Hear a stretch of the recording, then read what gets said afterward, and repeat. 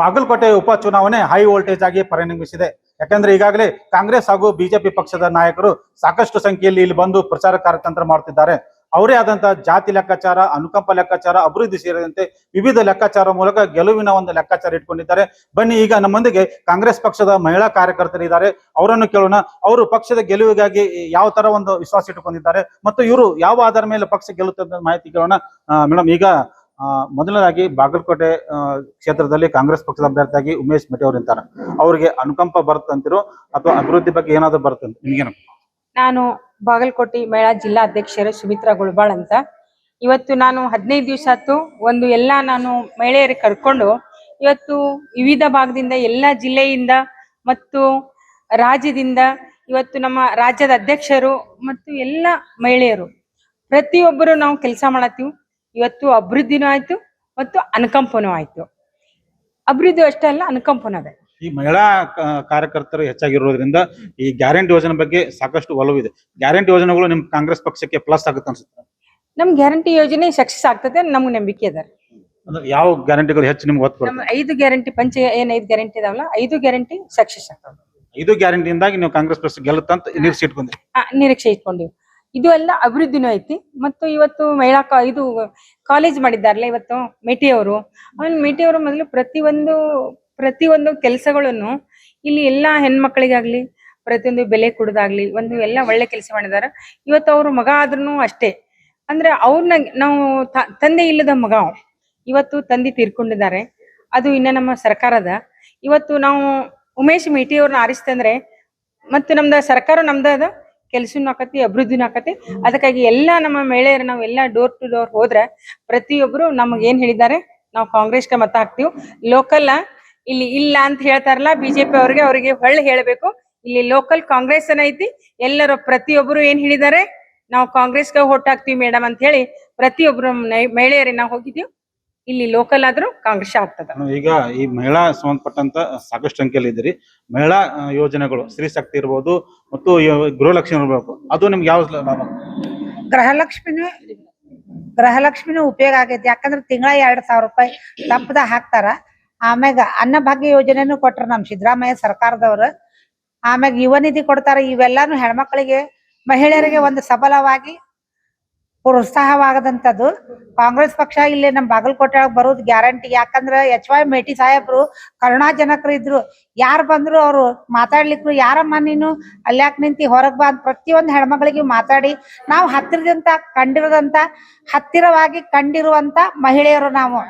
ಪ್ರತಿಯೊಬ್ಬರಿಗೂ ಮಾತಾಡ್ಕೊಂಡು ಹೋಗಿದ್ರು ಮೇಟಿ ಸಾಹೇಬ್ರು. ಯಾರಿಗಿ ನಾ MLA ಅಂತೇಳಿ ಗರ್ವದಿಂದ ವಂದಿಸು ಹೋದಂತ ನಮ್ಮ MLA ಸಾಹೇಬಲ್ಲ.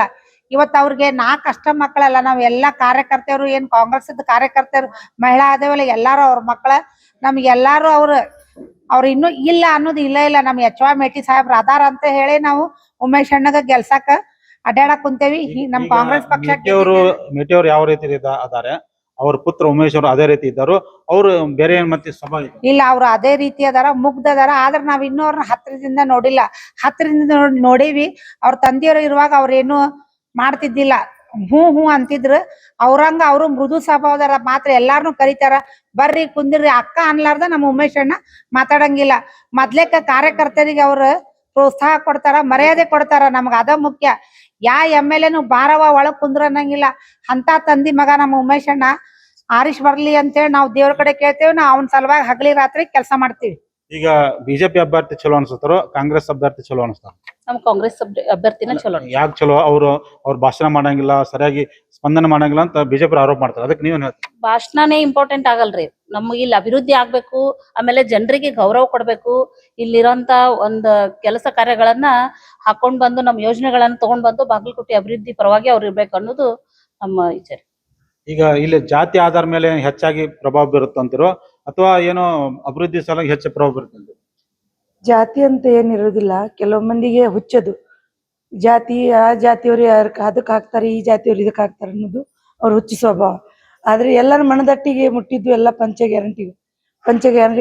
ಗ್ಯಾರಂಟಿಗಳು ಯೋಜನೆಗಳು ಮನೆ ಮುಟ್ಟಿದಾವ್. ಅವರು ನಾವು ಡೋರ್ ಟು ಡೋರ್ ಹೋದಾಗ ನೀವು ಬರಾಕ್ ಹೋಗ್ಬೇಡ್ರಿ, ನಾವು ಕಾಂಗ್ರೆಸ್ಸನ್ನ ಗೆಲ್ಲಿಸ್ತೀವಿ, ಮೇಟಿ ಸಾಹೇಬ್ರಿಂದ ನಮ್ಗೆ ಬಹಳ ಅನುಕೂಲ ಆಗಿದೆ. ಮತ್ತು ಅವರ ಮಗ ಉಮೇಶ್ ಅಣ್ಣ ಮೇಟಿ ಅವರು ನಮ್ಗ ಮುಂದೆ ಏನಾದ್ರು ಕೆಲಸ ಮಾಡ್ಕೊಡ್ತಾರ ಅನ್ನೋ ಒಂದು ಭರವಸೆಯಿಂದ ಎಲ್ಲರೂ ಹೇಳಿದ್ದಾರೆ. ಈಗ ಇಲ್ಲೇನಂದ್ರೆ ಇನ್ನೊಂದು ಗ್ರಾಮೀಣ ಭಾಗದಲ್ಲಿ ಕಾಂಗ್ರೆಸ್ ಪಕ್ಷದ ಹೆಚ್ಚು ಒಲವಿದೆ, ಸಿಟಿ ಭಾಗದಲ್ಲಿ ಒಂದು ಒಲವು ಕಡಿಮೆ ಇದೆ ಅಂತ ಕೇಳಿ ಬರ್ತಾ ಇದೆ. ಅದಕ್ಕೆ ಈಗ ಇಲ್ಲಿ ಗ್ರಾಮೀಣ ಭಾಗದಲ್ಲಿ ನೀವು ಸಂಚಾರ ಮಾಡಿದ್ರಿ, ಸಿಟಿ ಭಾಗದಲ್ಲಿ ಸಂಚಾರ ಮಾಡಿದ್ರಿ, ಈಗ ನಿಮಗೆ ಯಾವುದು ಒಂದು ಹೆಚ್ಚು ಒಲವು ಅಂತ? ನನ್ನ ಹೆಸರು ಡಾಕ್ಟರ್ ಸರಸ್ವತಿ ಪಾಟೀಲ್ ಅಂತ. ನಾವು ಸಿಂಧನೂರ್ಲಸ್ ಬಂದಿರೋದು, ರಾಜಕೀಯ ಪ್ರಧಾನ ಕಾರ್ಯದರ್ಶಿ. ಇಲ್ಲಿ ಬಂದು 4 ದಿವಸ ಆಯ್ತು ಸರ್. ನಾವು ಅಲ್ಲೇ ಕೆಲಸ ಮಾಡಕ, ಇನ್ನೂ 4-5 ದಿವಸ ನಾವು ಅವ್ರ ಪರವಾಗಿ ಕೆಲಸ ಮಾಡ್ತೀವಿ. ಆ ತರ ಏನು ಇಲ್ಲ ಸರ್, ಎಲ್ಲ ಚೆನ್ನಾಗಿದೆ. ನಾವು ಮನೆಗೆ ಹೋಗಿದ್ವಿ, ಪ್ರಚಾರ ಮಾಡಿದ್ದೀವಿ. 5 ಗ್ಯಾರಂಟಿ ಏನ್ ನಮ್ ಸರ್ಕಾರ ಕೊಟ್ಟಿದ್ದೆಲ್ಲ ಅದ್ರ ಬಗ್ಗೆನೂ ನಾವು ಹೇಳಿದ್ದೀವಿ. ಎಲ್ಲ ಮಹಿಳೆಯರು ಒಂದು ಒಗ್ಗಟ್ಟಾಗಿ ನಾವು ಕೆಲಸ ಮಾಡಕತ್ತೀವಿ. ಅವರು ಗೆದ್ದಿತಾರ ಅಂತ ನಾನು ಹೇಳ್ತೀನಿ ಸರ್. ಈಗ ಇಲ್ಲೇ ಜಾತಿ ಆಧಾರ ಬರ್ತಂತಿರೋ ಅಥವಾ ಅನುಕಂಪ ಆಧಾರ ಹೆಚ್ಚು ಬರ್ತಂತ? ಅನುಕಂಪ ಅನ್ನೋಕ್ಕಿಂತಲೂ ನೋಡ್ರಿ ಅವ್ರು ಬಾಳ ನಮಗ್ ಕೆಲಸ ಮಾಡಿದಾರಿ ಸರ್. ಏನ್ ಕೆಲಸ ಮಾಡ್ಯಾರ ಅಂತಂದ್ರ ನಮ್ ಮ್ಯಾಲ ಸಿದ್ದರಾಮಯ್ಯ ಅವ್ರು ಬಾಳ ಹೆಲ್ಪ್ ಮಾಡಿದಾರೆ. ಹೆಂಗ್ ಹೆಲ್ಪ್ ಮಾಡಿದಾರ ಅಂದ್ರೆ ಈಗ ಕೇವಲ್ ಬಡವ್ರಿ ಒಬ್ಬೊಬ್ರು ಹೆಂಗ್ ಅದಾರ ಅಂದ್ರ ನನ್ನ ಹೆಸರು ಯಲ್ಲವ್ವ ಮುತ್ತಪ್ಪ ಪರ್ಸಲ್ಗಿ, ಕುಂಬಾರಹಳದಿಂದ ಬಂದಿರಿ. ನಾನು ಸಾಕಿನ್ ಜಮಖಂಡಿ ತಾಲೂಕ್ ಜಮಖಂಡಿ ಸಾಕಿನ್ ಕುಂಬಾರಹಳದಿಂದ ಬಂದೀನಿ. ನಮ್ಮಲ್ಲಿ ಹೆಂಗೈತಿ ಅಂದ್ರ ಹಳ್ಳಿಯಾಗ ಅದೀವ್ರಿ ನಾವು. ಹಳ್ಳಿಯಾಗಿದ್ರೆ ಹೆಂಗದಾರ, ತಾಯಿ ತಂದಿ ನೋಡಂಗಿಲ್ಲ ಅವ್ವ ಅಪ್ಪನ್. ಅಂತವ್ರಿಗೆ ಏನ್ ಮಾಡಾಕತ್ತಾರ ನಮ್ ಸಿದ್ದರಾಮಯ್ಯ ಅವ್ರಂದ್ರ 2,000 ರೂಪಾಯಿ ಅಕೌಂಟಿಗೆ ರೊಕ್ಕ ಹಾಕಾಕತ್ತಾರ, 10 kg ಅಕ್ಕಿ ಕೊಡಾಕತ್ತಾರ. ಅವ್ರಿಗೆ ಎಷ್ಟು ಹೆಲ್ಪ್ ಆಗೈತಿಪ್ಪ ಅಂತಂದ್ರ ಪ್ರತಿ ಸಲನು ಯಾರು ಮಕ್ಕಳು ನೋಡ್ಕೊಳಂಗಿಲ್ಲ. ಎಷ್ಟೋ ಜನ ನಮ್ಮ ಮುಂದ್ ಕಣ್ಣೀರ್ ಹಾಕ್ಯಾರ. ಅವ್ರು ಏನ್ ಮಾಡ್ತಾ ಇದಾರೆ ಅಂತಂದ್ರ ಅದ 2,000 ರೂಪಾಯಿ ತಗೊಂಡ್ ಅವ್ರು ತಿಂಗಳಾನ್ಗಟ್ಲೆ ಸಂತಿ ಮಾಡ್ಕೊಂಡ್ ತಿನ್ನಾಕತ್ತಾರ. ಮತ್ ಇನ್ನೊಂದೇನಪಾ, ಏನೋ ಹೊಟ್ಟಿಗಿಲ್ಲ ಅನ್ನೋ ಟೈಮ್ದಾಗ ಅಕ್ಕಿ ಕೊಡಾಕತ್ತಾರ. ನಮ್ ಸಿದ್ದರಾಮಯ್ಯ ಅವ್ರ ಸಾಹೇಬ್ರು 10 kg ಅಕ್ಕಿ ಕೊಡಾಕತ್ತಾರ. ಮತ್ ಮಹಿಳೆಯರಿಗೆ ಎಲ್ಲಿ ತಿರುಗಾಡಕ್ ಪ್ರಾಬ್ಲಮ್ ಐತಂದಾಗ ಯಾರು ಎಲ್ಲಿ ಹೋಗಿದ್ದಿಲ್ಲ. ಪ್ರತಿ ಆಲ್ ಓವರ್ ಕರ್ನಾಟಕ ಎಲ್ಲಾರು ಬಸ್ ಒಳಗ ಪ್ರವಾಸ ಮಾಡಿದಾರ, ಊರ ಕೇರಿ ಮಾಡಿದಾರ. ಅವರಿಂದ ನಮಗ್ ಬಾಳ ಅಂದ್ರ ಬಾಳ ಹೆಲ್ಪ್ ಆಗ್ಯದ. ಇಷ್ಟೆಲ್ಲಾ ನಮಗ್ ಕೊಟ್ಟಾಗ ನಾವ್ ಏನ್ ಮಾಡ್ಬೇಕಂದ್ರೆ, ಈಗ ನಾವ್ ಕಾಂಗ್ರೆಸ್ನ ಮತ್ತೆ ಗೆಲ್ಲಿಸ್ಕೊಂಡ್ ಬರ್ಬೇಕು. ನಮ್ ಉಮೇಶ್ ಅವ್ರ ಮೇಟಿ ಅವ್ರನ್ನ ನಾವ್ ಗೆಲ್ಲಿಸ್ಬೇಕು. ಗೆಲ್ತಾರನು ನಂಬಿಕೆ 100ಕ್ಕೆ 100 ಅದ. ಈಗ 2,000 ರೂಪಾಯಿ ಕೊಡೋದು ಆಮಿಷ ಹೊಡೆದಂಗಲ್ಲನ್ರಿ. ಈಗ ಯಾಕಂದ್ರೆ ಈಗ 2,000 ರೂಪಾಯಿ ಈಗ ಮನೆ ಹಾಕ್ಯಾರ, ಆ ಹಾಕಿದ್ದಕ್ಕ ಆಮಿಷ ಹೊಡ್ಯಾರ ಅಂತ ಬಿಜೆಪಿ ಆರೋಪ ಮಾಡ್ತಾರೆ. ಅದಕ್ಕೆ ನೀವು? ಬಿಜೆಪಿ ಅವ್ರು ಏನಿದ್ರು ಆರೋಪ ಮಾಡ್ತಾರ್ರಿ. ಈಗ ಅವ್ರ ಗೆಲ್ಬೇಕಂತ ಅವ್ರು ಇದನ್ ಮಾಡ್ಲಿಕತ್ತಾರ. ನಾವ್ ಗೆಲ್ಬೇಕಂತ ನಮ್ ಪವರ್ ನಾವ್ ತೋರಿಸ್ತೀವಿ. ಆಮೇಲೆ ಗೆದ್ಮ್ಯಾಗ ಹೇಳ್ತೀವಿ. ಈಗ ಈ ಗ್ಯಾರಂಟಿ ಯೋಜನೆಗಳು ಎಷ್ಟು ಲಾಭ ಆಗುತ್ತೆ ಅನ್ಸುತ್ತೆ? ಬಹಳ ಲಾಭ ಆಗ್ತದ ಸರ್, ಬಹಳ ಅಂದ್ರ ಬಹಳ. ಯಾಕಂತಂದ್ರ ನಾವ್ ಎಂತೆಂತಲ್ಲೇ ಹೋಗಿವಿ ಅಂತಂದ್ರಿ ಸರ್, ಇಲ್ಲಿ ನೀವು ಕಾಂಗ್ರೆಸ್ದವ್ರ ಇಲ್ಲಿ ಕಾಲ್ ಇಡಾಕು ಕೊಡುದಿಲ್ಲ ಅನ್ನೋ ಮಟ್ಟಿಗೆ ಇದ್ದಿದ್ ಸೆಕ್ಟರ್ ಒಳಗ್ ಸುತ್ತಕ್ ನಾವ್ ಹೋಗಿ ಅಲ್ಲಿ ಚಲೋ ರೆಸ್ಪಾನ್ಸ್ ತಗೊಂಡ್ ಬಂದಿವಿ ಸರ್. ಇದು ನಾನೇ ಖುದ್ದಾಗಿ ಹೋಗಿನಿ ಸರ್. ಈ ಜಾತಿ ಆಧಾರ ಮೇಲೆ ಹೋಗುತ್ತಂತಿರೋ ಅಥವಾ ಇದು ಅಭಿವೃದ್ಧಿ ಮತ್ತು ಅನುಕಂಪ ಹೋಗುತ್ತೆ?